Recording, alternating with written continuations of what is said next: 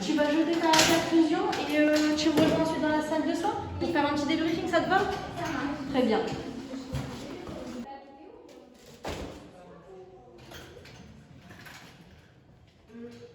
Alors Marie, j'aimerais savoir qu'est-ce que tu as pensé de ton soin et comment tu as ressenti cette situation. Alors pour ma part, je pense que dans l'ensemble ça s'est bien passé, mais je me suis pas forcément sentie à l'aise, je sais pas dire pourquoi. Je sais que je suis de nature timide, mais je pense pas que le problème vient de là.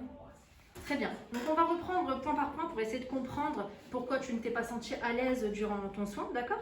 Donc je te propose de faire ça dans un premier temps et tu vas me dire tout d'abord comment tu as préparé ton matériel pour ta perfusion. Ok, bah alors tout d'abord j'ai commencé par vérifier la prescription. Oui.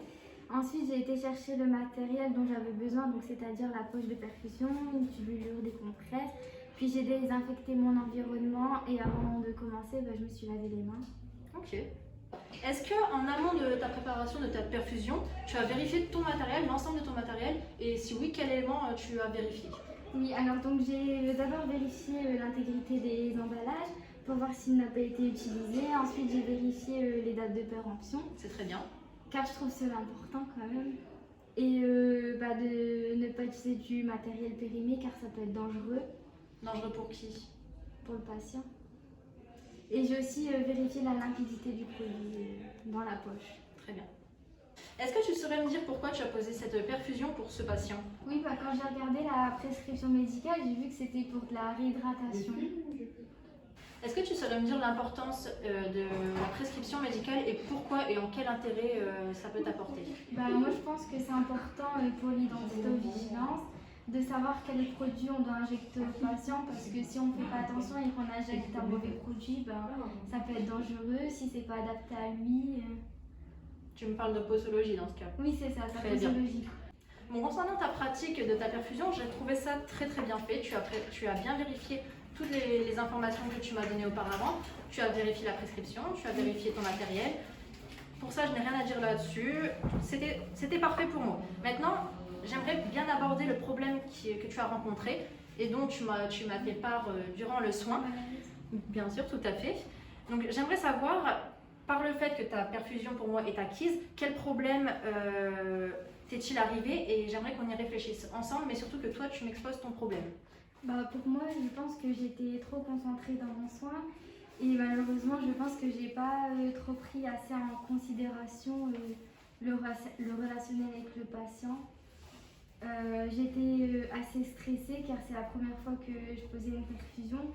Donc je pense que ça pourrait venir de là. Donc le problème principal, ce serait le relationnel avec le patient qui Je t'a pense mis la communication. La communication? Très bien. En effet, Marie, je pense que ton problème pourrait bien venir de là. Par rapport à ton côté relationnel où c'est un peu difficile pour toi avec le patient, je vais poser une question à Xavier. Oui.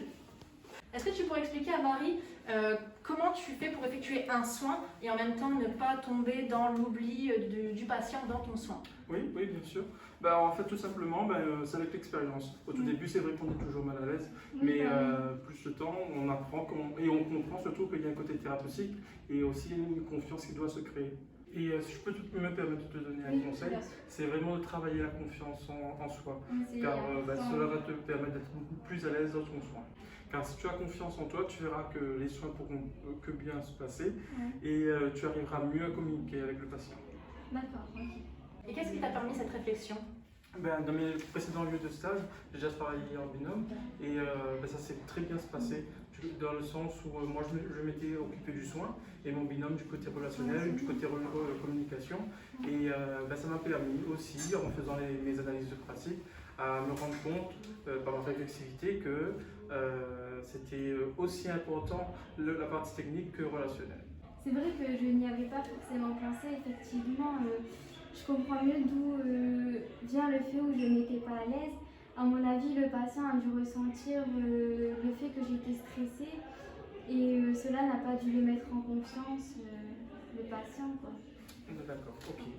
Ouais, et je pense que j'ai bien compris qu'à travers toute ta réflexivité, tu as compris enfin l'origine de ton problème. Oui.